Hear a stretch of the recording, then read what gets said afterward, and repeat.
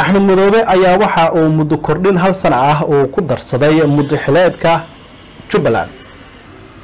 kulan ay isugu yimaadeen baarlamaanka dowlad goboleedka Jubbaland ayaa maanta waxa ay ku meelmariyeen in muddo xileedka madaxweynaha maamulkaasi laga dhigo 5 sano halka kulkii hore uu ahaa 4 sano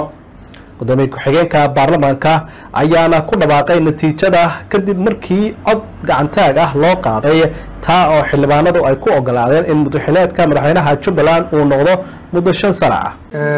baarlamaanka dowlad goboleedka Jubbaland waxa uu isugu yimid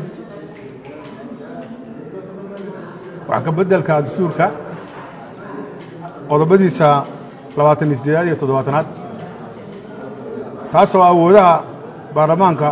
qodobada dastuuriga u siinaya ay kala yihiin qodobka 31aad iyo qodobka 95aad oo awood u siinaya baarlamaanka dowlad gobolka Jubbaland inay wax ka bedelaan dastuurka amendment iyagoo ku sameynaya waxna ay ku dari karaan sidaa daraadeed saaka baarlamaanku wuxuu isugu yimid isagoo kooramku yahay 58 in uu isagoo hore uga dooday la ansixiyo wax ka bedelka qodobada aan soo sheegnay ee 28 iyo 7 isagoo baarlamaanku adeegsanaya awoodihiisa dastuuriga waxa uu fadhiistay fadhigiisii caadiga ahaa isagoo gudanaya waajibaadkii